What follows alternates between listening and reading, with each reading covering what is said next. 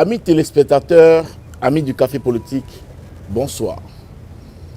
C'est un jeune qui va occuper pour ce café le fauteuil jaune central de votre émission. C'est un jeune expert comptable. Il est membre fondateur du Bloc républicain. Ce fils d'enseignant nous dira et nous fera l'analyse, ses analyses sur les enjeux que représentent les élections communales et municipales dans le développement d'une nation, le cas du Bénin 100 ans. Agapit Napoléon Maforican, bonsoir. Bonsoir Estelle, bonsoir à tous nos téléspectateurs, bonsoir, merci d'être avec nous, merci de prendre le départ et donc d'être fidèle à l'émission Café Politique. Vous aviez en face de vous Gilles Rondolo. Gilles Rondolo, bonsoir. Bonsoir, monsieur. Pour un expert comptable, quand je dis 10%, ça appelle quoi en vous? Ben écoutez, on se trouve malheureusement dans un contexte national où ce chiffre 10 qui va avec le pourcentage évoque des habitudes malheureuses que nous peinons donc à oublier ou à ignorer ou que nous n'arrivons pas donc à nous en débarrasser. Mais je peux aller plus loin en disant pour les élections prochaines 10%. Ah, pour les élections prochaines, 10% revus dans un certain contexte, voilà. C'est beaucoup de choses. Ouais. Alors, ça veut dire c'est le minimum d'efforts à accomplir ou à abattre pour être autorisé à siéger. Alors, jeune militant d'un nouveau parti, un parti national qui a montré ses preuves et qui essaie de ratisser, est-ce que vous êtes conscient du taux de représentativité que représente 10% pour les élections communales? Écoutez, avant d'aller peut-être à la réponse à cette question, il faut essayer de mieux contextualiser. Le président Patrice Talon, lorsqu'il a annoncé sa candidature, nous a fait un exposé suffisamment clair de ses ambitions pour notre pays. Il a dit, je caricature, je viens m'offrir en holocauste. Alors, ça reste une offre que beaucoup de Béninois n'ont pas comprise. Ils ne connaissent pas. Ils ne connaissent pas, ouais. Ils n'ont pas compris. Mais plus tard, ça commence à se révéler chaque jour. Et à partir de là, vous comprenez que, en resituant les choses dans leur contexte, il s'agit pour nous, dans le contexte donc, des élections communales, de poser l'une des bases qui participe à la réforme du système partisan. Qu'est-ce que j'aimerais dire? Aujourd'hui, il est suffisamment clair. Il est suffisamment clair que, quel que soit l'effectif, le nombre de partis politiques qui va s'engager dans la prochaine course, on n'en aura pas plus d'une dizaine. Le calcul est fait pour qu'il n'y en ait pas plus d'une dizaine. Voilà. Et vous comprenez que lorsqu'on parle de 10%, ça veut dire au moins 10%.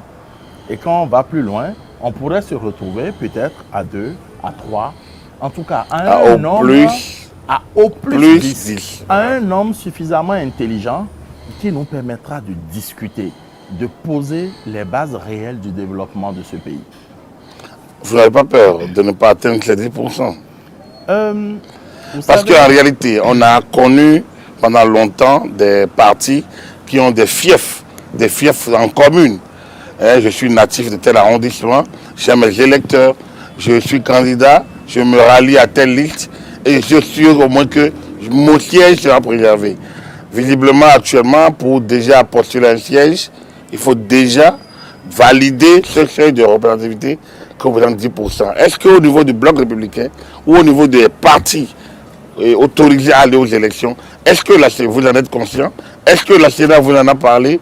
Est-ce que, je ne sais pas, les rencontres que vous avez ici et là, est-ce que votre attention est attirée sur la question? Je parlerai un peu des habitudes, du mode de fonctionnement au sein du parti Bloc républicain.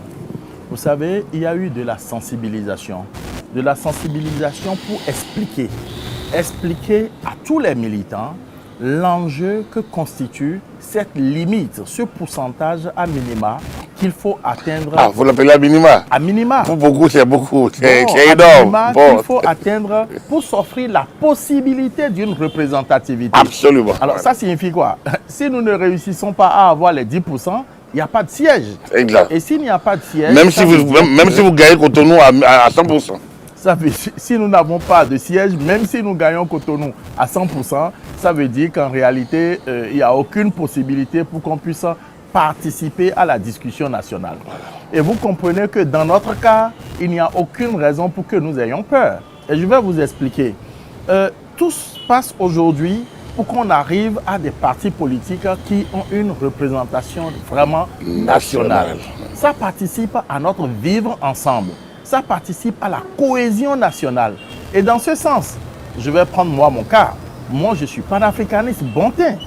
J'ai été vice-coordonnateur national de la Ligue panafricaine Umoja. Wow. Mais vous comprenez que dans le contexte du système partisan, toute analyse faite, la Ligue par elle toute seule n'avait pas la possibilité d'aller donc à ce niveau d'exigence, à ce niveau de compétence. Conclusion, nous avons choisi, en fonction de notre sensibilité chacun, de nous fondre, soit au niveau républicain, c'est mon cas, puisque je suis d'essence libérale, soit au niveau, en fait, à d'autres niveaux, pour ceux qui se trouvent donc plus à l'aise à ces niveaux de compétences-là. Donc, soyez rassurés, au niveau du bloc républicain, nous n'avons aucune crainte, nous sommes tranquilles et nous nous battrons. Nous nous battrons pour que ce minimum de 10% soit atteint. Mais lorsqu'un de vos rivaux actuels qui estime avoir une assise nationale, demain, n'aurait pas atteint ces 10%, mais aurait gagné ici et là pour pouvoir ramasser peut-être tous les sièges, les 2, 3, 4 sièges, au cas où il s'en prendrait au système partisan, vous diriez quoi? Ben, ça, c'est un débat qui a été lancé depuis que la nouvelle loi électorale a été votée. Ça a fait l'objet de questions diverses sur différents plateaux et nous sommes suffisamment chamaillés. Et je crois qu'aujourd'hui, les Béninois en général ont pris conscience. Ils ont compris que le système partisan a cet avantage de venir décloisonner le jeu politique. Puisque pendant tout le temps, nous nous sommes retrouvés, chacun dans son petit coin, dans son arrondissement, à devenir un fétiche que tout le monde doit devenir adorer. Aujourd'hui, ce ne sera plus le cas. Alors, ça veut dire quoi? S'il arrivait que parmi les compétiteurs dans les jours à venir, dans les semaines à venir, s'il en arrivait que n'atteignent pas ce seuil, ce sera bien dommage pour eux. Mais nous, au Bloc républicain, nous gardons bon espoir que nous allons donc atteindre ce seuil et aller largement au-delà. Et l'actualité nationale devrait vous éclairer sur les efforts qui sont en train d'être fournis. Ondolo, est-ce que le contexte actuel dans lequel évolue le système partisan au Bénin, c'est-à-dire le nouveau visage du système partisan au Bénin, n'enfume pas l'un des acquis de la conférence nationale des forces vives de la nation, à savoir là encore, le débat est ouvert et nous avons commencé à le faire, ça fait un moment. Je vais retourner la question autrement. Ce que nous avons fait à ce jour, en quoi ça a réussi à contribuer à notre vivre ensemble?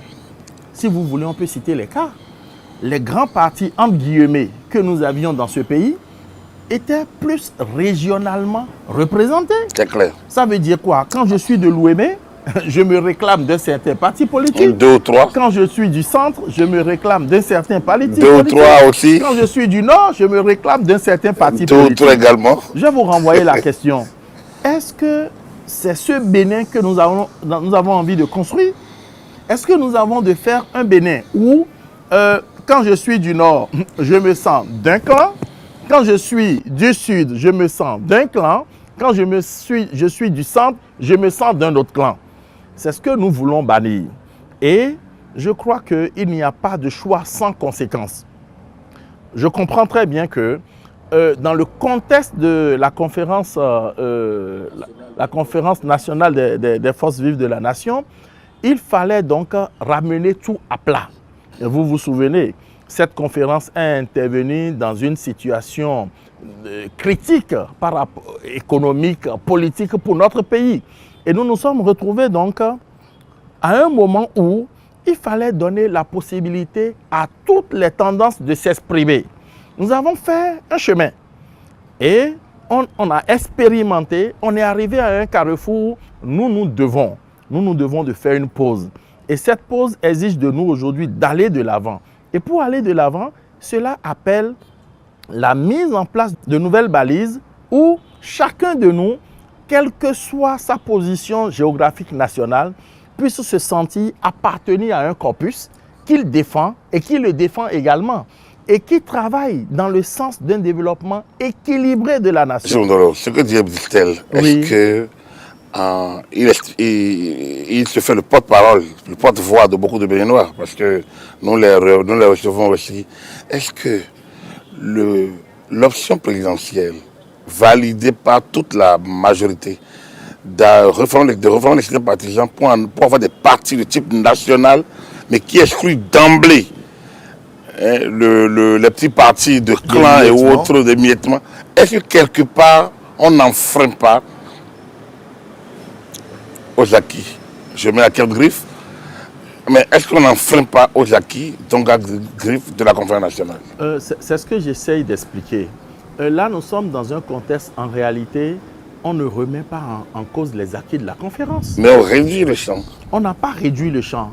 On a mis des conditions qui sont un peu plus élitistes. Pour réduire. Alors, la question que nous avons à nous poser, c'est de savoir, est-ce que cette manière de faire va dans l'intérêt général?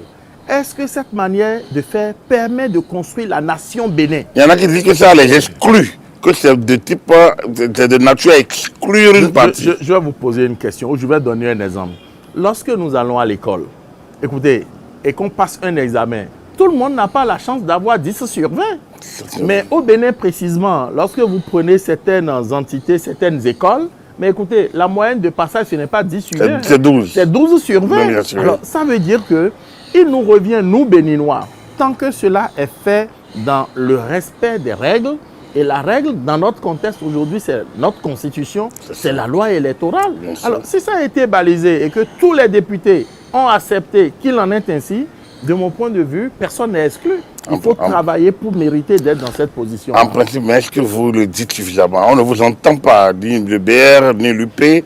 Apparemment, on n'entend pas les partis meneurs, les partis représentés à l'Assemblée. On ne vous entend pas expliquer ça suffisamment. Il faut relativiser. Vous savez que tout est en chantier. Que ce soit le Bloc républicain ou d'autres partis politiques qui avaient existé hier ou qui sont en train de se construire aujourd'hui, c'est une démarche méthodologique. La preuve, moi je suis là aujourd'hui. Bien sûr. Je suis là en tant que membre fondateur du Bloc républicain et j'opine sur ce plateau en qualité de politique. Ouais. Vous êtes d'accord avec moi que c'est déjà ça? Absolument. Nous allons plutôt vous demander, vous les autres de médias, de toujours nous appuyer, de nous inviter suffisamment pour qu'on puisse porter de la voix et expliquer davantage. Mais soyez rassurés, au sein du Bloc républicain, il y a des classes de formation. Nous nous réunissons et nous expliquons chaque jour, autant que nous pouvons, aux militants, les raisons essentielles de tel choix ou de tel autre. Et si vous vous souvenez, il n'y a pas si longtemps que ça, nous avons fait une tournée nationale. Et au cours de cette tournée nationale, nous avons expliqué dans toutes les contrées du Bénin, d'abord, les lois qui sont votées à l'Assemblée. Pourquoi ces lois? Qu'est-ce qui nous motive au choix, donc, au vote de ces lois? Et quel est l'intérêt, la portée de ces différentes lois pour la nation? Gilles Mundolo, quelle posture ou quel visage donnerez-vous désormais au militantisme dans les grands ensembles qui se forment? Vous savez, je vais revenir sur un petit détail. Ce détail, c'est quoi? Il n'y a que maintenant que nous commençons à faire de vrais partis politiques. C'est vrai. Avant, nous n'avions pas de partis. Nous avions des groupes politiques qui se mettaient ensemble en fonction de certaines activités. Des clubs électoraux. Des clubs électoraux, comme l'a dit le feu président. Bien sûr. Alors, aujourd'hui, nous nous réunissons, nous commençons, je dis bien, nous commençons à nous réunir autour d'idéologie. Au sein du bloc républicain, comme j'ai eu à l'annoncer tantôt, nous sommes libéraux. Il n'y a que des libéraux au sein du bloc républicain. Ça veut dire quoi? Celui... De quoi dit les jouisseurs. Ceux qui adorent partager le film. Jouisseur, ça reste discutable. Des libéraux en tout cas. Avant de jouir, il faut travailler. Il faut produire. Il faut travailler dur. Et bon, quand on y arrive, c'est normal qu'on puisse jouir de la production. De son labeur. La place du militantisme. Alors, donc par rapport à ça, je crois que tous les partis que nous avons aujourd'hui travaillent à former leurs militants. Je peux vous énumérer, nous, notre cas. Un peu comme on se retrouve ici, nous avons des chantiers de ce type, au cours desquels on commence déjà par expliquer les tests du parti politique. Qu'est-ce qui nous réunit? Parce que lorsque vous êtes au sein d'un parti politique, vous ne connaissez pas les tests, ça ne vaut pas la peine. Mais après, pourquoi aller en politique? Il faut l'expliquer. Tout ça, c'est en train d'être organisé. C'est en train d'être mis en œuvre. Et comme vous le savez, hein, le bloc républicain est né il y a un peu plus d'1 an. Et donc, nous travaillons progressivement à cela. Et si vous vous rappelez, nous avions fait notre rentrée politique il n'y a pas si longtemps que ça. C'était en décembre dernier à Porto Novo. Et donc, dans ce cadre-là, nous avions eu à animer plusieurs thématiques. Et ça va aller progressant. Qu'est-ce qui vous réunit au sein du bloc républicain? Mais écoutez, j'ai commencé par dire c'est d'abord l'idéologie. Et notre idéologie, comme je l'explique, nous sommes des libéraux. Et être libéral, ça veut dire quoi? Alors, le libéral, je vais caricaturer pour que tout le monde puisse bien comprendre. Vous voyez, la vendeuse de bouillie, des péviers à tard, comme on dit chez nous, au bord de la voie, elle est libérale. Ou de la domatie. Elle est libérale. Ça veut dire quoi? Ça veut dire qu'elle n'a pas de patron. Elle est son propre patron à elle-même. Elle n'est pas salariée de quelqu'un. Ça veut dire quoi? Lorsque vous observez les Béninois, en majorité, chacun d'eux a une petite activité qu'il mène. Et donc, à partir de là, il doit pouvoir se reconnaître comme un libéral. C'est quelqu'un qui n'attend pas que ça vienne du ciel. Contrairement à d'autres chapelles, je ne veux pas dire plus. Mais il peut être un néo-bourgeois dans un système plus socialiste ou social-démocrate. On n'a pas besoin d'être néo-bourgeois. Quelle que soit la politique. Lorsqu'on a été prolétaire et que les fruits récoltés de la force de production ont cru, on peut passer donc de prolétariat, donc de vendeur de sa force de travail en néo-bourgeois. Je vais reformuler peut-être la question. Lorsqu'on a chanté dans ce pays Karl Marx et qu'on a récité Lénine sous les bouts du doigt, comment est-ce qu'on devient-on libéral? Mais il faut vous reposer la question. N'oubliez pas que nous avons chanté Karl Marx dans un contexte donné. Est-ce que tous les Béninois avaient la liberté de chanter autre chose? C'est ça la question. On nous avait forcé à chanter Karl Marx. Le chef même avait dit que lui-même n'avait jamais lu. Alors donc on va évoluer dans ce débat. Gilles Roundolo, le libéral accorde quelle place à la jeunesse et à la femme? Mais écoutez, commençons d'abord par la jeunesse. Et qui dit la jeunesse dit, dit garçon comme fille. On parle de femme. Dans toute nation, il n'y a pas de politique qui puisse se construire sans faire référence aux jeunes. Et quand on dit jeunes, c'est vrai que c'est défini d'une certaine tranche d'âge jusqu'à 35 ans. Ça, c'est la définition faite par... Classique. Voilà, définition classique. Mais qu'est-ce qu'on peut construire sans mettre les jeunes au cœur? Et donc, le libéral que nous sommes appelés à avoir recours à des intelligences qui travaillent avec nous pour les objectifs de la production. Et par rapport à ça, c'est d'abord ceux qui ont les ménages encore toutes fraîches, c'est également ceux qui ont la force physique et ainsi de suite. Alors, nous allons compléter, ajouter la femme. Dans notre contexte, le Bénin a suffisamment évolué. Nous sommes sortis d'une situation où la femme, il y a encore beaucoup d'années en arrière, je veux dire avant les indépendances, était réduite ou reléguée à un type de travail. Mais aujourd'hui, ce n'est plus le cas. Lorsque vous prenez les grandes villes qui commencent à se développer chez nous, que ça soit, que ça soit l'homme que ce soit la femme, chacun d'eux doit sortir. Chacun d'eux doit courir. Chacun d'eux doit se battre pour que le ménage soit stable. Et vous comprenez que dans notre contexte spécifiquement, la femme, elle a un grand rôle à jouer. Un rôle que le libéral ne peut pas exclure. Qu'il intègre. Pourtant, disent que c'est le pilier central de la famille. Absolument. Et vous le savez très bien. Sans femme, il n'y a pas de famille. Déjà pas la fonction de reproduction humaine, mais au-delà de ça, pas la fonction de l'éducation. Autant que nous sommes sur ce plateau, il a fallu une mère, il a fallu une tante ou une grand-mère, quelque part, plus disponible plus que disponible les pères. pour nous dire Gilles Rundolo, Agapit, Napoléon Maforika, les spectateurs, nous allons donc entrer directement et de plein pied dans la thématique centrale de ce café politique. Est-ce que vous pouvez nous faire, Gilles Rundolo, un point de l'impact de la décentralisation sur le développement de notre pays depuis son avènement? Un point pas forcément exhaustif, mais en gros, quel impact de la décentralisation sur notre développement tel que conçu par le législateur à l'entame de cette aventure? Très bien. Alors, il faut situer les choses dans leur contexte. Ce qui a le plus marqué les Béninois, lorsque nous laissons la période de 60 à 72, c'est la période qui a suivi de 72 jusqu'aux années 90. La révolution. Alors, au cours de cette période-là, c'est juste un petit rappel, nous étions dans un contexte de centralisation. C'est-à-dire que tout était dirigé par l'État central. Mais par la suite, nous sommes passés à une déconcentration. Nous avons estimé que tout remettre dans la main du seul pouvoir central ne favorisait pas un développement équilibré de la nation. Ce qui a justifié ce que nous avons appelé décentralisation. De quoi il s'agit?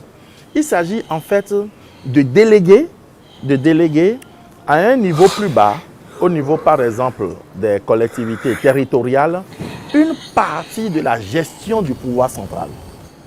Et dans ce sens, ce qu'il faut voir déjà, c'est qu'il y a des fonctions qui reviennent d'office aux collectivités locales.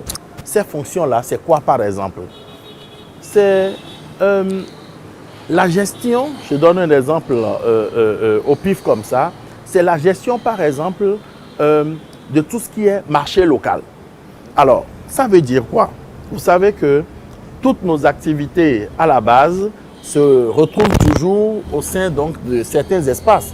Et dans ce sens, on donne la possibilité à nos mairies de s'intéresser au bon fonctionnement de cet espace-là. Mais ça va au-delà. Ça va à la gestion au quotidien du fonctionnement de nos différents quartiers, de nos quartiers de ville ou village. Et là également, les questions au niveau village qui touchent à la gestion de la cité, sous quelque forme que ce soit, ça revient donc à ces collectivités locales. Voilà l'objectif que poursuivait la décentralisation. Concrètement, est-ce que depuis le départ de ce rêve, de ce projet, ou même de cette aventure, les populations ont été impactées réellement? Discutable. Discutable pourquoi? La vision était noble et malheureusement, les moyens n'ont pas forcément suivi. Parce que lorsque vous observez très bien, les collectivités locales se sont plaintes tout le temps qu'elles n'ont pas eu les compétences humaines. En matière humaine, n'ont pas eu les compétences qu'il fallait. Elles se sont plaintes tout le temps qu'elles n'ont pas eu également les compétences financières. C'est-à-dire, c'est un peu comme on dit chez nous, on donne le mouton, mais on a gardé la corde. Il aura fallu des années plus tard, en tout cas dans la pratique de cette décentralisation, pour qu'on puisse assister à des programmes comme par exemple ce qu'on appelle le CONAFIL, qui a eu à mettre à la disposition de ces collectivités des fonds pour leur permettre de faire le travail réel. Et ces fonds, ça va par exemple, ce qu'on appelle par exemple FADEC Agriculture, je donne cet exemple à la volée, où les collectivités locales peuvent identifier quels sont leurs besoins. Je pourrais vous dire qu'en observant, à partir de la mise à disposition de ces fonds, qui est partie, cette mise à disposition est partie de constats faits par des partenaires techniques et financiers et qui ont estimé que ces collectivités ont atteint un certain niveau de maturité qui permet désormais de mettre à leur disposition ce qu'il faut pour la gestion de la cité à la base. Conclusion, on peut observer la construction de routes, on peut, en fait, des 7 pistes rurales, on peut observer la réalisation, la construction de magasins, des puits, des forages, etc. Mais il y en a qui détournent. Oui, malheureusement, c'est pour ça que je disais tantôt que c'est mitigé. Malheureusement, il y en a qui laissent croire qu'ils ont creusé peut-être 10 puits, alors qu'en réalité, il n'y en a que 2 ou 3 qui ont été réalisés. Est-ce que sur ce volet-là, la formation n'a pas fait défaut? Cela est évident. C'est-à-dire, je vous disais tantôt que ce n'est que maintenant que nous commençons à construire ce qu'on appelle un parti politique. Par le passé, c'était des clubs. C'est comme ça que vous les avez appelés. Autrement dit, c'est des gens qui se réunissent, mais l'objectif, ce n'est pas de travailler au développement. L'objectif, c'est de travailler à se partager un gain, le gâteau, comme on le dit souvent en guillemets. Alors, aujourd'hui, ça ne va plus être le cas, dans la mesure où c'est organisé de manière à permettre à ce que ça soit plutôt un groupe d'hommes pris dans le sens du parti politique qui puisse aller dans la gestion de la cité. Ce qui signifie quoi?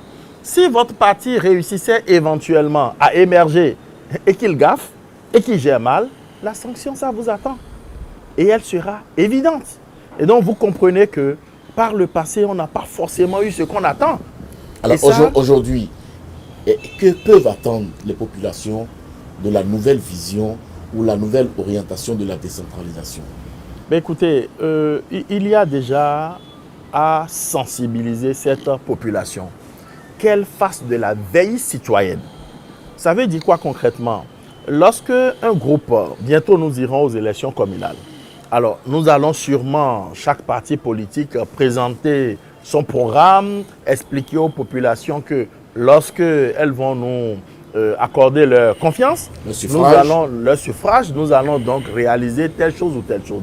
Il reviendra à cette population-là d'être suffisamment éveillée et vigilante pour que, pendant son mandat... Est-ce que ça ne va pas être l'histoire ou l'anecdote des promesses électorales?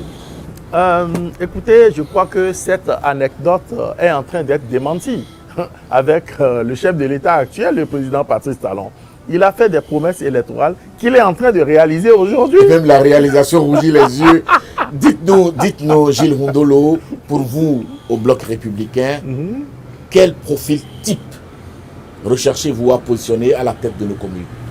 Écoutez, je crois qu'il faut déjà des gens qui ont une vision de ce qu'on appelle développer.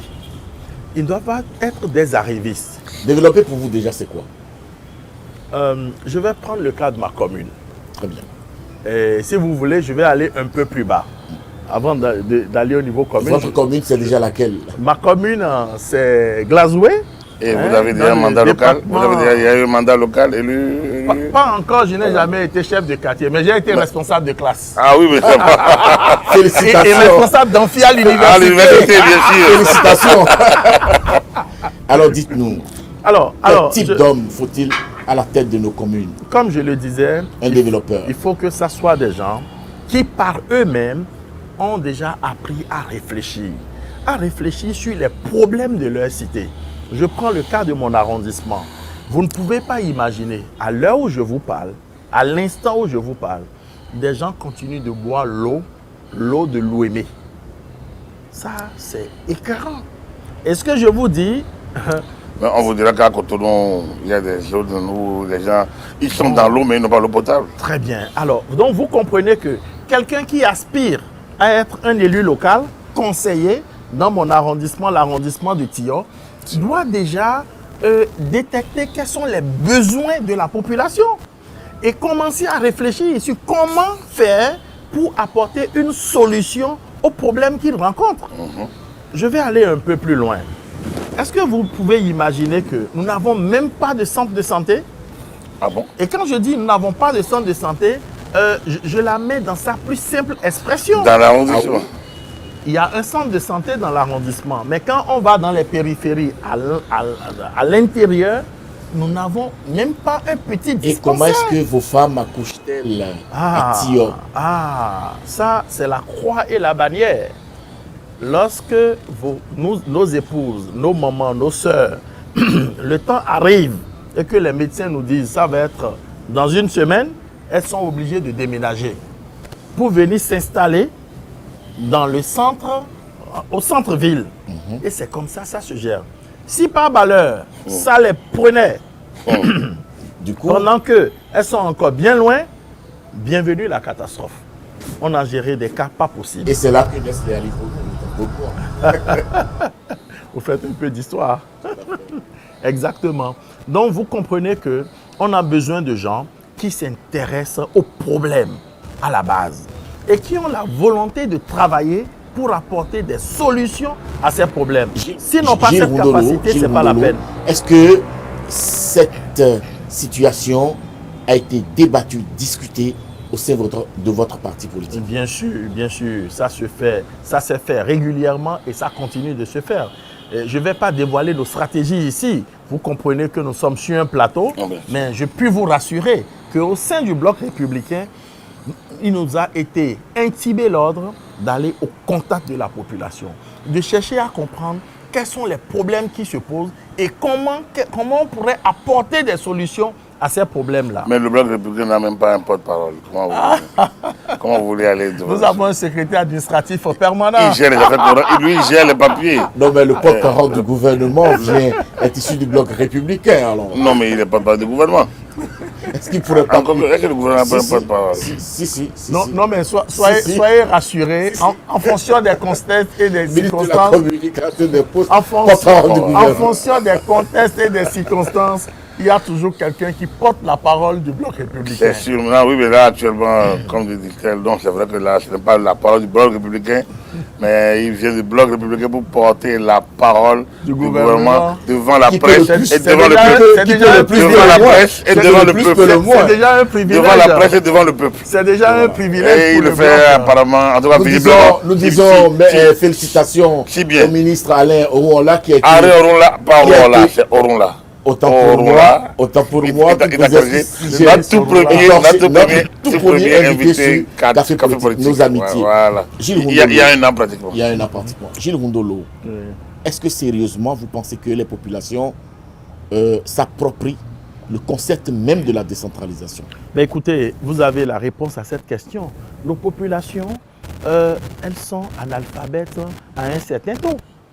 Et là, c'est à nous, en fait, d'aller à leur contact et de le leur expliquer.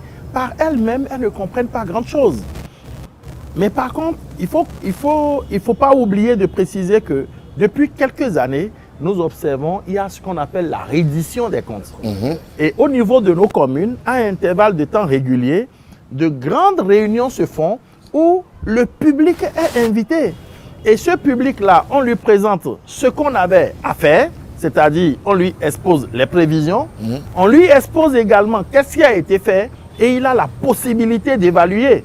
C'est déjà ça. Et de poser des questions. Et de poser des questions, absolument. De chercher à comprendre pourquoi ceci n'a pas été fait. Et parfois, je vais vous dire, moi j'ai vécu ça dans ma commune, mais pas des élus, en fait, des citoyens qui ont eu à coller des élus sur des questions suffisamment pertinentes et dérangeantes. Je vais vous donner un exemple.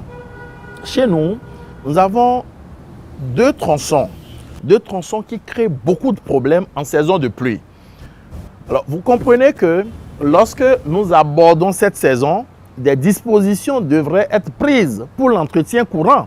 C'est arrivé que ces dispositions soient prises avec beaucoup de retard. Mais au cours donc d'une reddition de comptes, un citoyen n'a pas hésité à interpeller les élus, les conseillers, pour leur dire, mais vous savez très bien que chez nous, la saison des pluies démarre à telle période. Pourquoi cette année, vous n'avez pas pris les dispositions pour que ces rues-là soient aménagées? Et les conseillers n'ont pas pu répondre. C'est aussi ça la veille. Tout à fait. Donc voilà un peu ce qu'on pourrait donc attendre aussi bien des élus que des citoyens. Est-ce que dans votre arrondissement, dans la stratégie des partis, disons, se réclamant de chacun des chefs d'État, est-ce qu'il est avéré ou bien qu'il est mis en place un dispositif pour ne pas vous heurter sur le terrain, enfin pour un match amical, ou bien pour des matchs amicaux, étant entendu que les circonscriptions, même si l'enjeu de la représentation nationale demeure, la compétition elle est quand même d'arrondissement. J'aimerais comprendre. Vous croyez qu'il y a une possibilité de match amical dans cette affaire-là? Enfin, on se pose la question. On dit que on se met à la place des populations populaires. Écoutez, nous allons nous redistribuer les rôles. D'accord? Oui. Moi, je suis républicain. Oui. Je vous imagine centriste. Oui. J'imagine Distel. Encore que j'aime dire là où je suis. Hein. J'aime pas trop m'asseoir sur Non. Je vous donne juste un rôle dans le théâtre que nous représentons actuellement. Voilà. Alors, Distel... c'est une caricature, mesdames et messieurs. C'est une caricature, exactement. Bon, nous allons considérer que Distel est de la gauche. Voilà. Mais Distel élu... Ce qui me convient d'ailleurs. C'est vous, très bien. Distel élu ne veut pas dire Gilles élu. Communiste à la base. Encore moins. Deuxièmement, Foricain élu. Donc, vous comprenez que de mon point de vue, ça restera une fête. Ça, c'est sûr. C'est vrai. Chacun va défendre ses idées en toute convivialité, mais ce ne sera pas un match amical. Comment pouvez-vous dire que vous soutenez le chef de l'État et que vous tiriez dans des pattes, vous preniez les militants de l'autre camp, ils prennent les vôtres, d'autres vont ailleurs, les autres alliés, UDBN, FCD, enfin, UDBN, Moël, Bénin, des éternels inconstants. Alors, apparemment, on a l'impression que dans ce jeu, mais vous faites de petites ententes. Non, ça dit que je crois qu'il y a une mauvaise compréhension du jeu politique tel que ça se joue actuellement. Alors expliquez-nous. Si, je vais vous expliquer. Nous avons un chef d'État qui a proposé aux politiques, puisqu'il ne l'était pas au départ, il a proposé aux politiques... Vous dites qu'il est devenu? Bien sûr, on peut le dire comme ça. C'est vrai que d'aucuns lui attribuent un rôle de l'ombre, ne lui ayant pas connu ce rôle de l'homme officiellement. Cette posture officiellement. Et donc, nous allons accepter qu'il est devenu politique. Ce qui est normal. Il accède à la fonction de chef d'État. La fonction de chef d'État est une fonction par essence politique. Donc, qu'il l'ait été hier ou qu'il ne l'ait pas été, de toutes les façons, de fait, aujourd'hui, il est devenu politique. Alors, un chef d'État qui vient et qui fait son diagnostic et qui propose aux politiques, ceux qui étaient donc dans l'action, il leur dit, écoutez, réorganisons le jeu d'une telle manière. Alors, vous comprenez qu'il se retrouve être un chef d'orchestre. Et ceux qui n'ont pas envie de se laisser conter l'histoire décident de le soutenir. Alors, il décide de le soutenir, ça ne veut pas dire qu'il est le propriétaire des groupes. Non, pas du tout. Pas du tout. Plus tard, il lui reviendra en fonction de ses aspirations. De rendre compte. De choisir l'un ou l'autre encore, puisqu'il y a plusieurs groupes. De toutes les façons, il n'a droit qu'à un seul bulletin. Il n'a droit qu'à un seul bulletin, vous avez tout dit. Voilà le contexte dans lequel nous nous retrouvons. Mais ça va déboucher sur quoi? Ça va déboucher sur le fait que dans quelques années, peut-être à partir de 2021 ou de 2026, je n'en sais rien pour l'instant, que nous ayons des chefs d'État qui vont sortir des partis politiques. À partir de là, ce que vous appelez jeu amical, mais il tombe. Le jeu amical n'existera plus. Vous croyez qu'en 21, il y aura jeu? Il n'y aura pas jeu. Parce que chaque parti qui réussit à réunir le chiffre 16... D'ailleurs, la vocation de tout parti politique, c'est d'aller à la conquête du pouvoir. Absolument. Et de le gérer. Absolument. Donc, alors dites-moi... Elle a dit que déjà le BR envisage d'être candidat pour la présidentielle, par exemple. Et avec quel candidat? Nous sommes bien loin des élections de 2021. Vous aviserez. Mais dites-nous déjà, quelle est la quintessence de ce que le parti Bloc républicain tire du PAG au profit des collectivités locales? Écoutez, ce n'est pas le Bloc républicain qui va tirer du PAG. Le PAG reste un programme d'action du gouvernement. Tout à fait. Et en tant que tel, le PAG impacte les collectivités et les collectivités locales sur plusieurs dimensions. Quels sont les axes sur lesquels le BR mettra un accent? C'est ce que j'essaye d'expliquer. Le péage pris dans son entièreté impacte tout le Bénin. Tout à fait. Donc, il n'y a pas à choisir un pan ou un autre du péage. Prenons par exemple Cotonou, qui est une cité.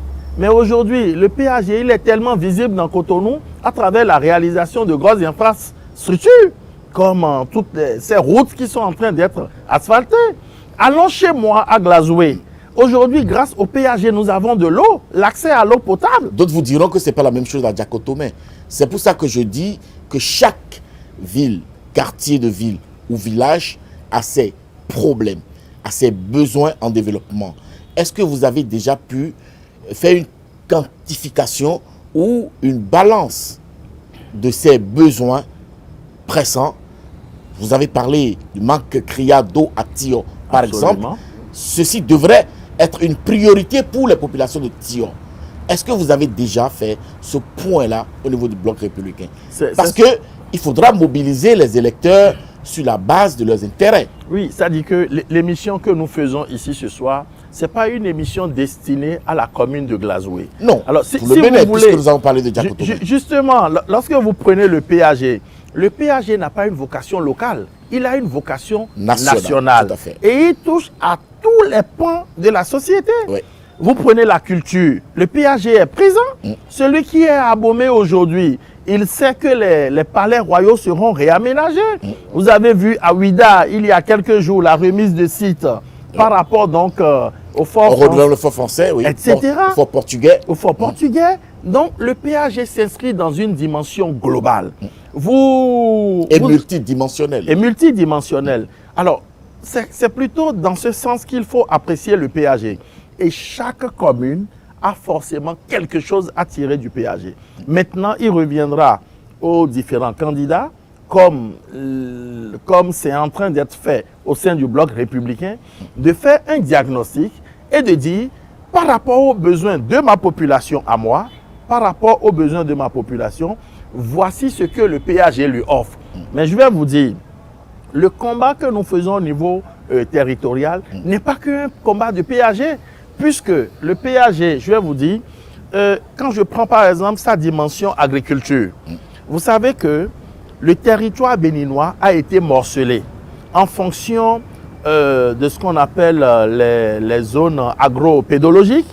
Je prends par exemple Glazoué d'où je viens. La spéculation qui a été retenue, c'est l'acajou. Ça veut dire que dans le péage, on veut financer la culture de l'acajou.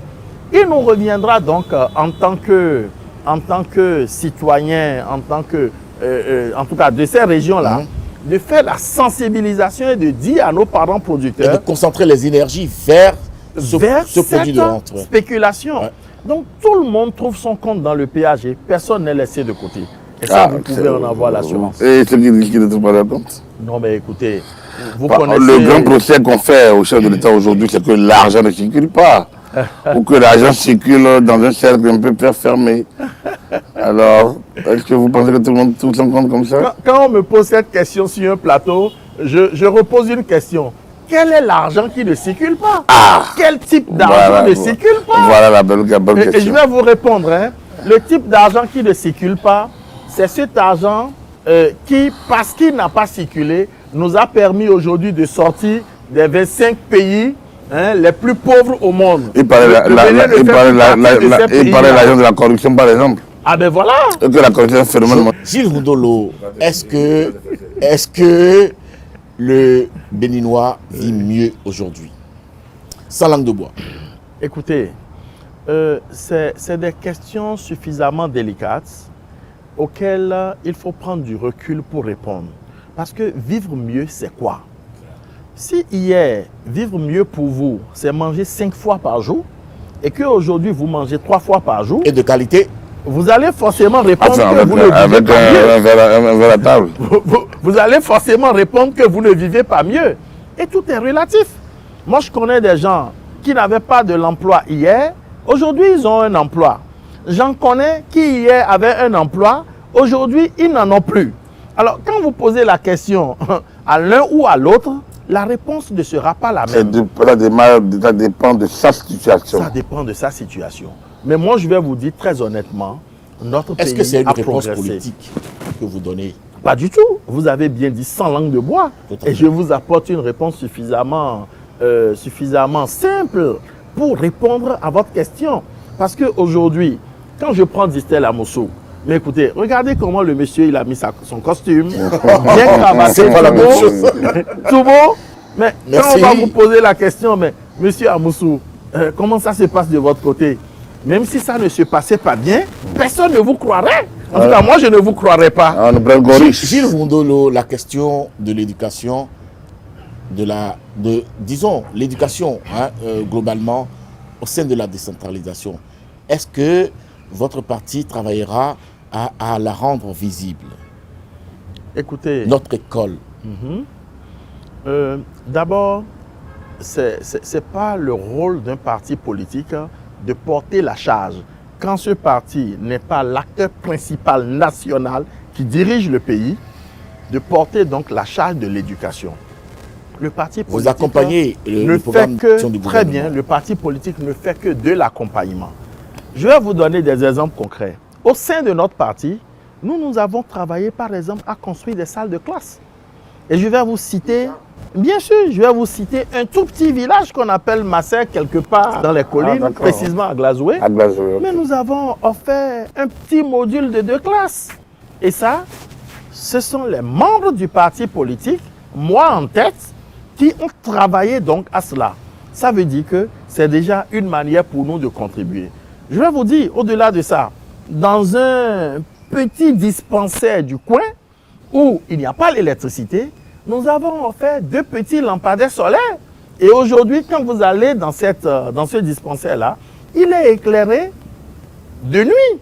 Ça veut dire concrètement que c'est déjà à travers ces petites actions que nous commençons à poser les pas de ce que nous envisageons pour cette contrée-là. Certains partis politiques, notamment de l'opposition, boudent les prochaines élections communales du 17 mai. Et les raisons qu'ils avancent, c'est que ces élections ne représenteraient pas d'enjeu pour les collectivités locales. Qu'est-ce que vous leur répondez? Il y en a qui disent carrément que c'est des élections dont les décisions déjà pipées à l'avance. Donc, est-ce que, vu ce que je passe sur le terrain, vous leur répondez quoi? Je serai un peu grave. Parce que de mon point de vue, c'est une insulte à notre population que de dire que les élections locales ne constituent pas un enjeu. Ce sont les élections à la base. Ce sont ces élections-là qui révéleront et détermineront comment le développement local va s'organiser. Et nous avons des conseillers actuellement dont le mandat est en train de venir à terme. Alors, si il n'y a pas d'enjeu, reconduisons alors ceux qui sont là. Et donc, ceux qui tiennent ce genre de propos, je crois que ils ont peut-être jeté l'éponge un peu plus tôt, ce qui n'est pas digne d'eux. Il leur revient d'aller au combat, d'aller au charbon. Vous les créditez de mauvaise foi? À la limite, je n'ai pas envie de faire un procès ou de les juger, mais je crois que ça ne doit pas être loin de cela. Puisqu'une élection, quel que soit son niveau, que ce soit l'élection d'un chef d'État, du président de la République, ou des députés, ou encore l'élection des chefs de quartier ou des conseillers communaux, ça reste une élection de grand enjeu. Et je vais vous dire, ce sont des élections qui sont encore plus difficiles qu'une élection législative ou encore Mesdames, une mesdemoiselles, élection... messieurs, nous amorçons la descente de cette émission. Est-ce qu'il est possible de vous voir demain comme maire de Glazoué? Ah mais ça, ce n'est pas moi qui décide. Vous savez qu'il est plus facile, de se faire élire député que de se faire élire maire. Et je vais vous expliquer. Oui. Je vais vous expliquer. Vous voyez, pour être député, il faut 2 contraintes. La première contrainte, c'est être sur la liste. Et la deuxième contrainte, c'est être bien positionné sur la liste. Et quand votre parti réunit dans le contexte où nous sommes aujourd'hui, les 10%, vous êtes élu. Mais pour être maire, c'est plus compliqué. Il faut d'abord devenir conseiller avant d'espérer être maire. Et quand vous êtes conseiller, il faut espérer que votre parti politique ait la majorité absolue. Si votre parti n'a pas la majorité absolue, ça veut dire qu'il faut rentrer dans des négociations, dans des conciliabules. Donc, a priori, dire aujourd'hui, dans notre contexte là, que ben voilà, il y a un candidat, je ne sais pas quoi, ça aura été trop prétentieux. Parce qu'il faut déjà espérer être conseillé. C'est vrai que nous travaillons, si le parti l'acceptait, puisque nous avons été proposés pour être sur la liste des candidats. Vous n'avez pas attendu, Gilles Rundolo, la création du bloc républicain avant d'être au contact des populations. Pas du tout. Est-ce que nous pouvons savoir quel a été votre cursus politique? Ah, ça, c'est une très belle question. Tout à l'heure, sur le plateau, le DG Maforican me taquinait un tout petit peu en demandant donc si j'ai été déjà élu absolument local. Voilà. Et je lui ai dit ceci, que j'ai été responsable de classe. Absolument. Et mieux, j'ai été responsable d'amphi à l'université Abomey Calabi. Ça veut dire quoi? Le parcours politique, c'est un cheminement. Il ne commence pas forcément par un engagement dans un parti politique. Parce que le jeu politique, ça se joue déjà dans l'environnement professionnel, ça se joue dans l'environnement familial et ça se joue dans l'environnement local, etc.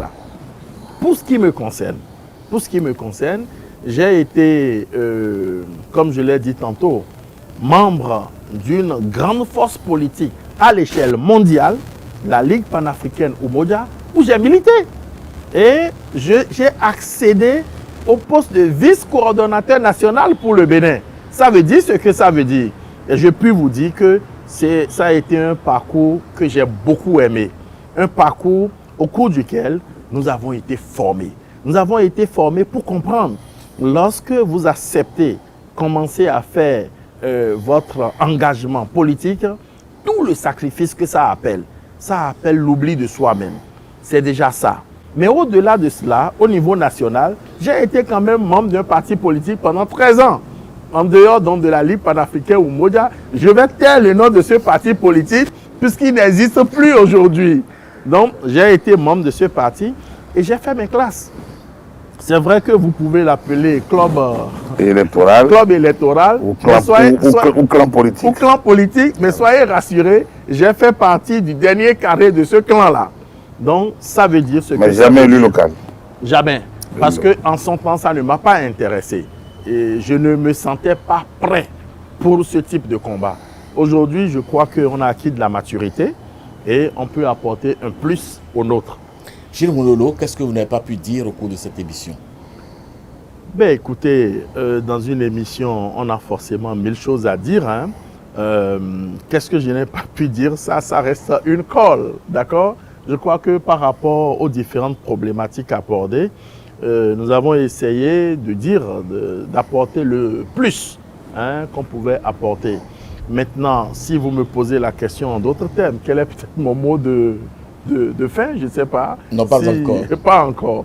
Donc, qu'est-ce que je n'ai pas pu dire? Pour l'instant, je crois que globalement, nous sommes dans la discussion globale. Et s'il y a peut-être un aspect que nous n'avons pas abordé, c'est peut-être de demander un grand engagement aux Béninois. Parce qu'aujourd'hui, bon, c'est vrai que ça commence à changer un tout petit peu. Les Béninois ont mal pris un moment les contraintes liées aux réformes. On doit pouvoir leur dire, écoutez... Ils ont cru que c'était quelque chose d'assez simple. D'assez simple. Voilà. On doit on doit pouvoir leur expliquer qu'il n'y a pas d'omelette sans qu'on le casse des œufs. Et les inviter à davantage de courage. Ils ont besoin donc de s'engager et de soutenir l'action de ceux qui se sacrifient à leur profit à la date d'aujourd'hui. Gilles Rundolo, merci d'avoir été des nôtres. Nous allons, amis téléspectateurs, remettre à Gilles Rundolo sa tasse pour lui permettre de poursuivre le café à la maison. Peut-être si éventuellement il était sur la liste, pourquoi pas ne pas aller en campagne et se désaltérer avec en pensant à aujourd'hui. Alors, quelles sont vos impressions sur cette émission? franchement, c'est la première fois que j'assiste à une émission de cette nature que je trouve suffisamment relaxe, avec quand même de grands noms, de médias béninois. Je veux nommer Distel Amoussou, je veux nommer Agapite Napoléon, qui ont fait leur preuve et qui continuent de le faire. Je suis franchement très ému de participer donc à cette émission et je vous remercie. Je vous remercie pour m'avoir donné l'opportunité, surtout que j'ai appris ce soir sur ce plateau que je fais partie de la plus jeune tranche d'âge qui vient s'installer donc dans ce fauteuil.